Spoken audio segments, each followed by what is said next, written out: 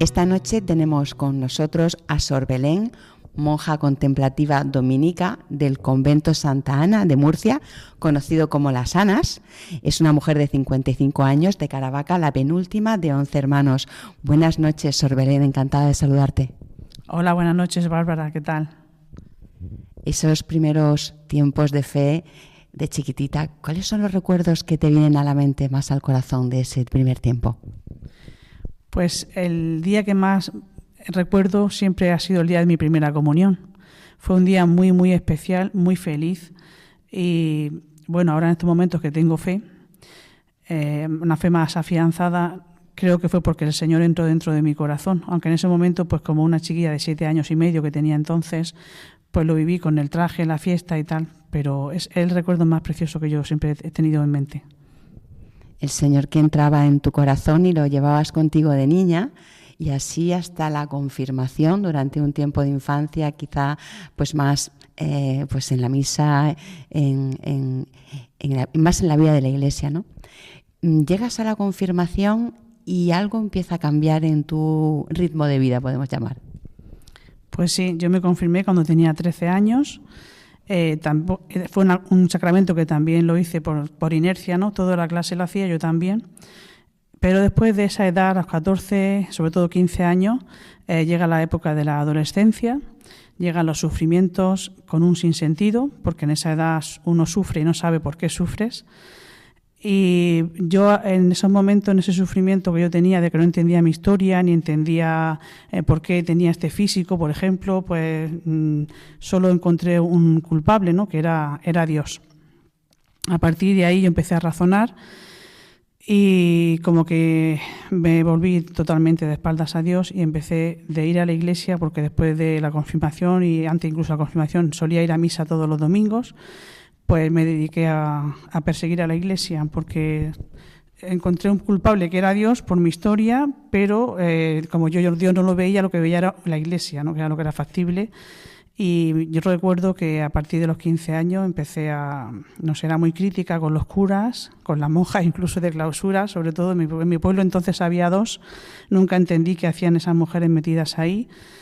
Y decía rezar para qué, o sea, llega un momento, y así estuve desde los 15 a los 25 años, ¿no? Empecé ya a ser perseguidora de la Iglesia, me acuerdo del Papa, y ahí ya que me alejé totalmente de la Iglesia. Le di la espalda a Dios, y las consecuencias cuando se da la espalda a Dios pues son nefastas, ¿no? Porque por ejemplo, experimenta realmente lo que es el infierno, ¿no? El infierno es vivir sin Dios, y yo lo experimenté esos 10 años, a ocultas, como aquel que dice, porque yo de cara a público, como dice la galería, era una persona muy sociable, alegre, muchas fiestas, pero al fondo cuando uno llega ya se encierra en su habitación, empiezas a pensar cuál es el sentido de la vida, y ahí es donde digo que viví ese infierno, ¿no? Que no, sin tener a Dios, pues bueno, no tiene nada, evidentemente. Cuando después lo experimentas lo que es el amor de Dios, pues te das cuenta cómo has vivido. En los momentos que lo vives no te das cuenta, pero después sí.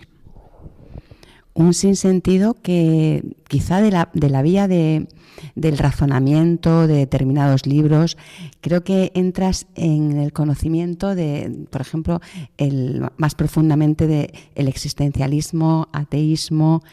¿Cómo es el concepto de Dios y qué razones, entre comillas y sin comillas, hacen que tu corazón se vaya volcando a ese dejar a Dios de lado? Pues sí, como bien dices, yo a los 15 años empecé a leer una serie de libros que también me perjudicaron bastante, porque empecé a leer a autores existencialistas ateos como Nietzsche, como Hermann Hesse. Y es cierto que ahí, en el medio de ese sufrimiento que se tiene en la adolescencia, recuerdo el libro de Demian, de Hermann Hesse, me influyó mucho en mi forma de pensar, porque ahí había un personaje que era Abraxas, y era un dios bueno y malo. Y a mí me encajaba muy bien, porque yo estaba sufriendo, pero también existía el bien en el mundo. Y dije, pues este es Dios, ¿no? Un Dios que a veces, bueno, tenemos la idea equivocada y errónea, porque evidentemente Dios no es malo, es todo bien, pero en ese momento me encajó ahí muy bien. Y sí que estuve en un existencialismo, yo casi que no diría ateo, sino agnóstico. Era agnóstica más que... Porque a veces, tal vez por miedo, no sé, decía, bueno, Dios ni existe ni deja de existir, ¿no? Pero al fondo lo que tenía era una rabia contra Dios muy grande, ¿no? Porque no estaba de acuerdo con mi historia y entonces eso hizo que me rebotara contra Él. Y al final, pues, ¿qué tenía que hacer? Perseguir a Dios y perseguir todo lo que tuviera que ver con Dios, que era la Iglesia, como te he dicho antes. Una persecución que quizás escondía una llamada, porque había un anhelo en tu corazón que en un momento determinado entra en la cienciología. Pues sí, uno ya, como te he dicho antes, cuando vive sin Dios, al fondo el ser humano lo que queremos es ser felices. Estamos hechos para la felicidad. ¿Y qué pasa? Que vamos llamando a las puertas equivocadas, ¿no? Y yo llamé a las puertas de la fiesta, del alcohol, de la juerga. Y entre esas puertas estaba también la puerta de la cienciología, la iglesia de la cienciología. También estuve ahí. Y tampoco, evidentemente, encontré la felicidad, pero fue otra opción que se me presentó en la vida y yo buscando, al fondo lo que buscamos es a Dios, aunque no lo sepamos, porque la única felicidad está en Dios. Pero mientras tanto, pues vamos, llamando a puertas falsas, ¿no? Y una de estas sí que estuve en la secta de Cienciología, no estuve mucho tiempo, porque tampoco económicamente no tenía mucho para estar ahí, pero sí que estuve unos años. ¿Hasta qué punto, pasado el tiempo y lo que ya tu espíritu ha conocido y tu persona, puede destruir a la persona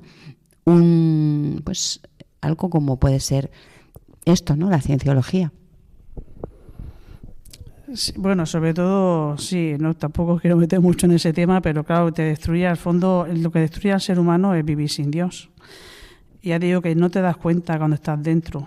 Cuando estás dentro piensas que estás bien, que eso es la vida, que eso es la felicidad y tienes una ansia tan grande, pero nunca te piensas que sea Dios. Entonces, evidentemente, todo lo que te aparte de Dios y de, pues, es nocivo, ¿no?, para la persona. Ese apartarte de Dios, en ese momento uno no es consciente, a lo mejor algún oyente está en alguna situación similar, ¿no?, que no eres del todo consciente hasta que de repente los ojos se empiezan a abrir y en tu caso fue de la mano de unas catequesis para adultos. Sí, es cierto que yo cuando tenía 15 años mi hermana me invitó a unas catequesis, eran las catequesis del camino neocatecumenal y solo fui a una, porque justamente en esa le hablaban de Nietzsche y de Marx y yo estaba entonces muy con esos autores y dije, uy, esta gente no sabe lo que dice, ¿no? Y no seguí. Pero tuvo que ser así, después lo comprendí, porque fueron 10 años, ya como he dicho antes, buscando y no tenía que ser ese momento. Llegó ese momento de hacer esas catequesis para adultos cuando ya tenía 25 años, cuando ya llegó un momento que toqué fondo y en este existencialismo tan fuerte ya yo ya gritaba desde mi interior, decir, Dios, si existes, aparece de alguna manera, porque yo, aunque ya te digo que parecía que yo estaba entonces estudiando aquí una carrera de filología inglesa aquí en Murcia y salía, como he dicho, mucho de fiesta, muchos amigos y todo, pero me faltaba pues lo fundamental que es Dios, pasa que no lo sabes. Y ya llegó un momento que tocando fondo dijo, si no aparece, yo ya era ya como un cadáver andando por la calle, en ese sentido. Y entonces cuando vi, nunca se me olvidará, que pasaba por la puerta de una iglesia de Santa Eulalia y ponía un cartel grande que decía, los que estáis cansados y agobiados, venid a mí que yo os aliviaré.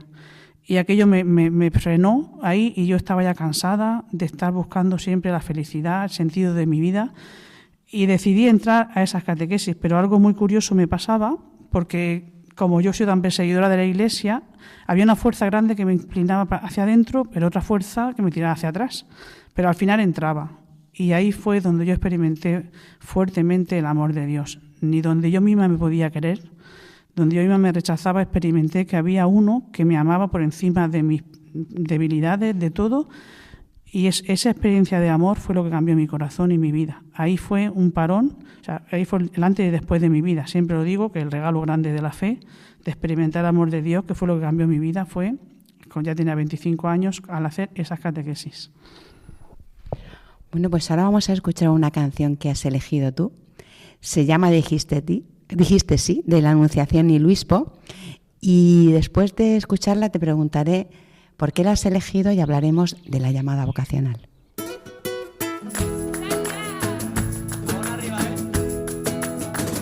Dijiste sí y la tierra estalló de alegría.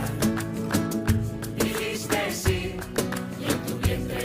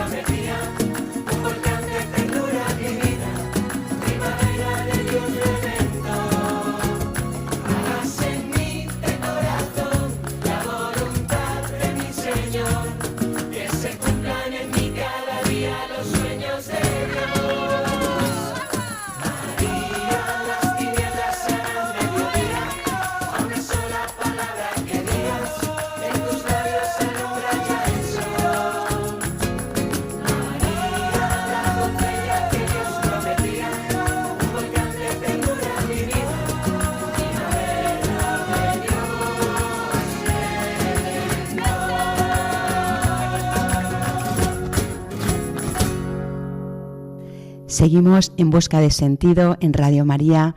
Estamos esta noche con Sor Belén, monja contemplativa dominica del convento Santa Ana de Murcia, de las Anas, y acabamos de escuchar una canción que ha elegido ella, Dijiste sí, de la Anunciación y el Obispo.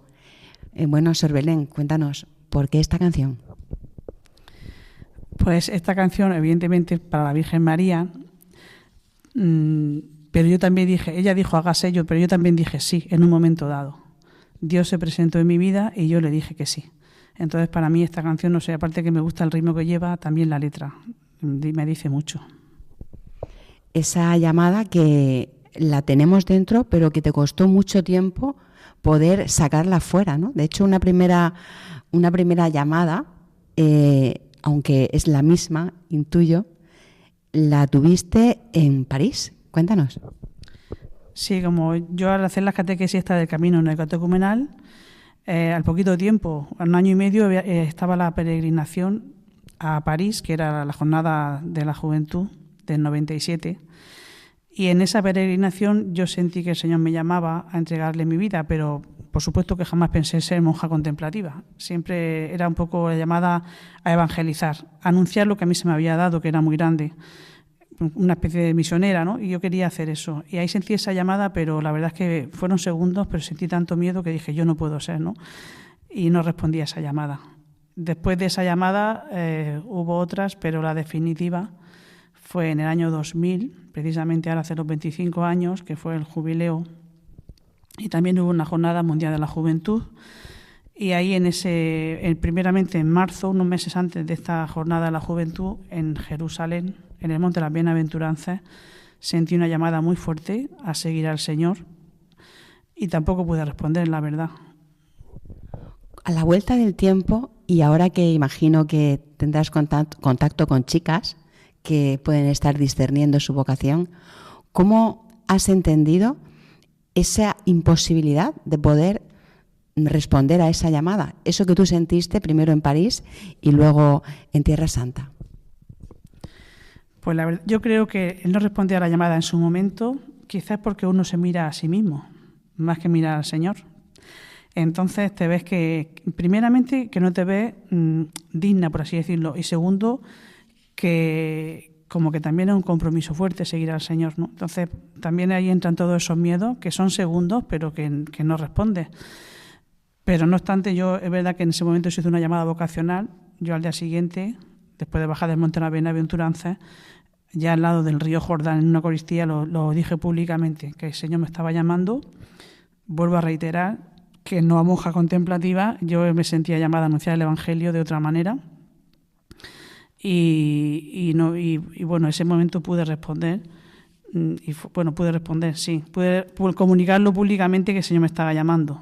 Será más tarde, luego en agosto, como he dicho antes, en la jornada de la juventud del año 2000, donde ya por primera vez respondí, como dice oficialmente, por así decirlo, en esa llamada vocacional y pude decir que sí al Señor. También seguía pensando que monja contemplativa no, pensaba en lo mismo, en anunciar el Evangelio donde fuera. Eso fue posteriormente en Roma, pero nos quedamos un poquito antes, unos meses antes, en Jerusalén, en Tierra Santa, en ese Monte de las Bienaventuranzas, en ese jubileo del año 2000. ¿Cómo sentiste la llamada y cómo a la vuelta del tiempo tienes el recuerdo en tu corazón que te pueda ayudar, ahora que ya estás consagrada, en tu vocación en el día de hoy? Pues yo, ese momento que pidieron vocaciones, yo lo sentía hasta incluso físicamente. Cada persona tendrá su historia, pero yo sentía como un fuego grande que pasaba por todo mi cuerpo y como una fuerza que me empujaba, ¿no? Y yo veía como la gente se iba acercando a responder a esa llamada delante de mí y yo no pude moverme. Pero es una llamada tan fuerte que yo a día de hoy, llevo 24 años en el monasterio, en ningún momento he tenido duda ninguna de que esta era mi vocación y esta era la llamada que el Señor quería para mí. Si hubiera tenido un poquito de duda, el Señor me conoce, un poquito de duda, yo no estaría aquí hoy. No has tenido dudas, aunque el gusto por la vida, ¿no? Por lo que es la vida que tú podías tener anteriormente, no se pierde, ¿verdad? No he tenido dudas, pero sí muchas luchas. Eso sí, la duda de que el Señor me llama a esta vida, no he tenido, porque sabía que esto es lo que el Señor quería para mí y verdaderamente donde he encontrado la felicidad. Solo cuando uno encuentra o hace lo que Dios quiere es cuando es feliz. Pero luchas, muchas. Yo recuerdo cuando era novicia, yo entré en el monasterio de Jumilla y yo le decía a la maestra, digo, por favor, llama a la parroquia, que dejen de rezar por mí, que yo me quiero ir de aquí. O sea, no sé si esto lo entenderá todo el mundo, pero así es, ¿no? Porque esa lucha la tienes. Mucha gente pregunta, ¿y qué ha echado en falta contra el convento? Pues yo lo que menos me imaginaba que ha sido la familia.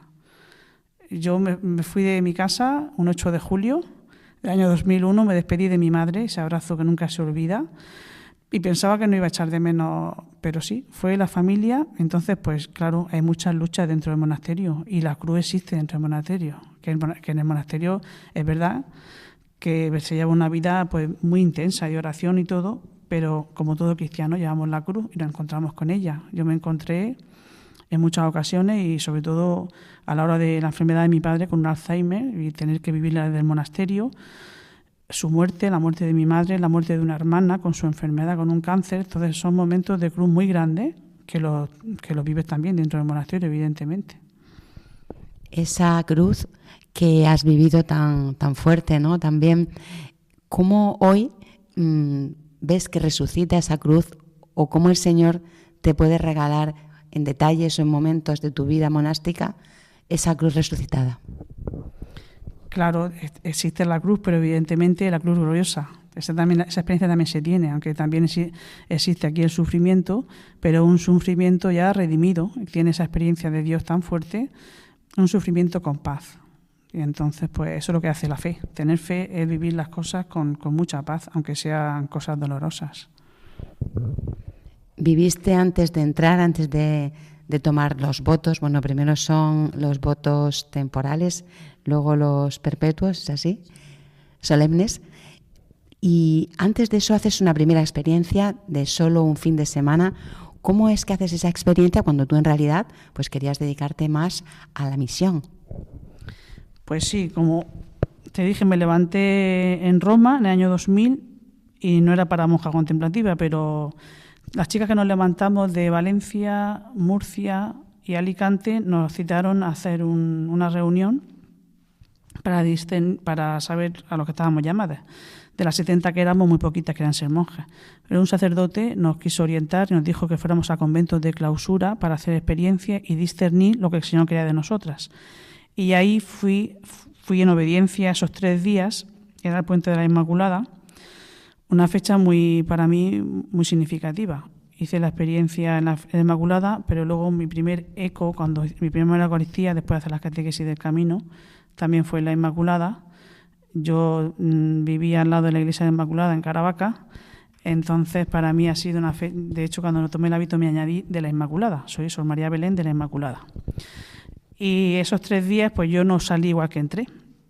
Entré en obediencia para decir, bueno, estoy 3 días, digo que esto no es lo mío y yo que me quiero ir de misionera y ya está. Pero ese último día, el tercer día, domingo, salí cambiada y distinta, noté algo diferente. Y se lo comuniqué al párroco, que había entonces en la parroquia, y me dijo que debería volver otros cuantos.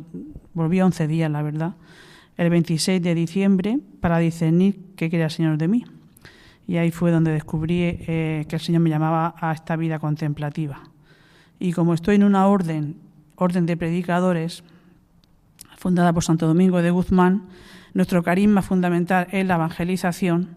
Nosotros evangelizamos, las monjas de contemplativas desde la clausura, pues yo ahora entiendo mi primera llamada, que fue a evangelizar, y hoy es lo que hago. Desde la clausura, con mi oración y mi forma de vivir, estoy evangelizando, porque mi oración ya llega a todas partes, no hace falta que yo salga de aquí, como hacía Santa Teresita de Lisieux, ¿no? La patrona de las misiones era una monja de vida contemplativa.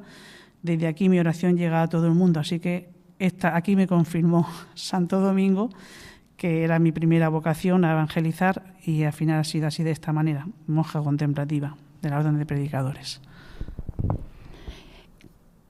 Ya con la experiencia, cuando hay chicas que a su vez hacen experiencias, pasado el tiempo, tú las ves como tú te pudiste ver en aquella experiencia primera y segunda que tuviste, cuando una chica siente que tiene que discernir una llamada y hace una experiencia aquí en vuestro convento, ¿qué puedes contribuir para ayudar a iluminar esa llamada?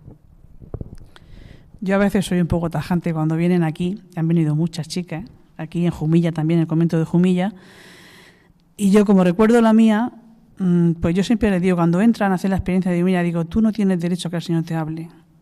Si te habla, bendito sea Dios, si no te habla también. Pero es que siempre yo les digo, pero tienes que estar muy atenta, ábrete al Señor de corazón, sin miedo, siempre ante el Señor en el sagrario, digo, y Él te dará luz, pero por eso le advierto, pero si estás aquí unos días y no te dice nada, bendito sea Dios, no tenemos derecho. Yo es que como fui tan impaciente cuando fui a hacer la experiencia, y el Señor me tuvo ahí varios días que no me decía nada, yo a punto ya de irme, pero luego cuando menos te lo esperas, cuando el Señor aparece, hay que tener mucha paciencia porque el Señor habla, pero tiene sus tiempos, hay que ser paciente. Yo fui mi experiencia y siempre cuando entran a hacer la experiencia se lo digo, que estén tranquilas, que tengan paciencia, y si habla bien y si no habla, pues nada, bendito sea Dios. Esa respuesta del Señor la tuviste en esa segunda experiencia después de varios días. ¿Cómo fue? Sí, yo llegué el 26 de diciembre, martes. Cuando tienes experiencias tan fuertes de Dios no se te olvida ni la fecha ni las horas. Yo ya llegué con mucho más miedo que la primera experiencia, porque yo sabía que ella, el Señor me podía decir algo, y como yo todavía me resistía a ser monja contemplativa, pues estuve ahí de ese martes hasta viernes con mucha lucha, porque además yo quería que el Señor me hablara y me dijera, mira, esto no es lo tuyo, y salí de allí, seguí con mi trabajo, entonces yo estaba dando clase de inglés, pero no era así, el Señor no habla cuando quiere. Y yo estuve ahí, no sé si lo he dicho, pero a mí me gusta siempre mucho la fiesta, y como llegaba la Nochevieja, pues yo veía que el Señor no me hablaba, y yo ya me iba haciendo mis planes, porque yo digo, bueno, si el Señor no me habla, yo me voy a tener que ir de aquí antes. Yo padezco de la espalda, de vez en cuando me han dado lumbalgias, digo porque esto que el Señor se vale de todo, ¿no? Y yo me hice daño en la espalda y total que yo vi la excusa perfecta para decir eso a las monjas, porque yo por mi orgullo no quería decirle que me iba antes de tiempo. Y yo dije, pues a mí me dará ya la lumbalgia, me duele la espalda, yo le digo a las monjas que me tengo que ir porque yo no me quiero meter aquí en la cama y me voy. Pero fue una sorpresa grande, eso ya era un domingo, y esa noche era Nochevieja, y yo se lo dije a la priora que me tenía que ir porque me ha hecho daño en la espalda y me dijo qué es lo que necesitas para curarte de esto, para que se te alivie el dolor. Pues le dije lo que necesitaba y yo, como era monja de clausura, digo, estas monjas no tendrán aquí esto, ¿no? Las medicinas que yo necesitaba, la bolsa de agua caliente. Pues ya a la media hora me llaman y dicen, mira, ya tenemos esto aquí. Y ya me quedé, digo, vaya, ahora me tuve que quedar. Bueno, pues me quedé ese domingo y como ya había pasado Nochevieja, era toda la fiesta, ya dije, ¿ya ahora dónde voy? Pero ya se ha pasado la fiesta. Total, que allí me quedé. El siguiente era día 1 y el día 2 de enero fue cuando el Señor me habló fuertemente en la exposición del Santísimo.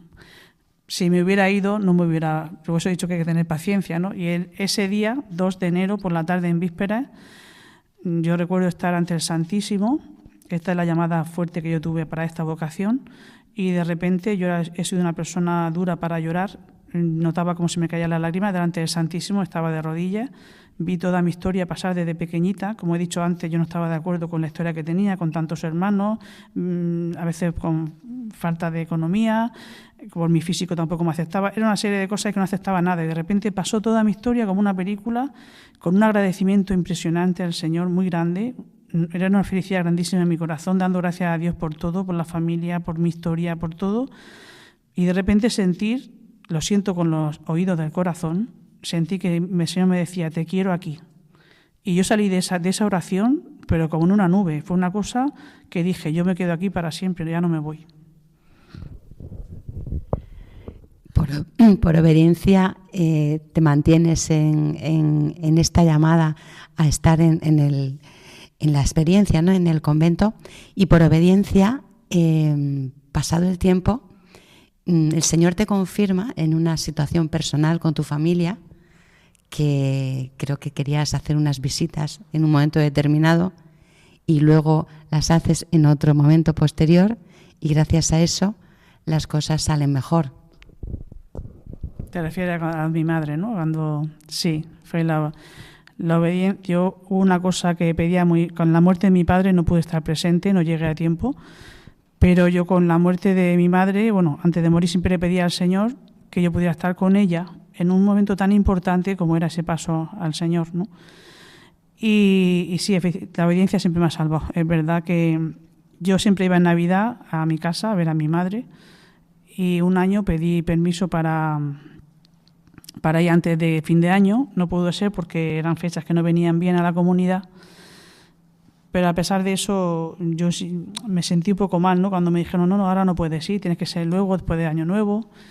Bueno, pues yo como tengo un voto de obediencia, porque precisamente en mi orden, la orden de predicadores, hacemos el voto de obediencia, los otros dos entran dentro, pero siempre decimos voto de obediencia, pues obedecí a la priora y no fui esa Navidad y fui, como ella me dijo, el día 2 de enero. Pues mi madre, verdad que estaba mayor, pero no estaba para morirse. Pero bueno, ese día 2 de enero, precisamente, mismo día que yo sentí la llamada del Señor, en otro año, pues cuando llegué a mi casa a las 12:30, a las 3 de la tarde mi madre murió. Murió conmigo, como yo le pedía al Señor, y todo fue por obediencia, sí, porque si yo no hubiera obedecido a la priora en ese momento, hubiera ido antes a verla y nunca hubiera estado con ella. Entonces sí que para mí la obediencia, por obediencia fui al convento y por obediencia todo ya no me cuestiono nada. No quiere decir que no me cueste la obediencia, porque me cuesta muchas veces, porque razono las cosas. Pero sí que si me lo están diciendo mis superiores es porque el Señor está hablando ahí. Bueno, pues con esta última palabra, ese 2 de enero tan señalado en tu vida, nos despedimos. Sor Belén, muchas gracias por estar con nosotros en Busca de Sentido en Radio María. Gracias a vosotros siempre y contad siempre con mi oración.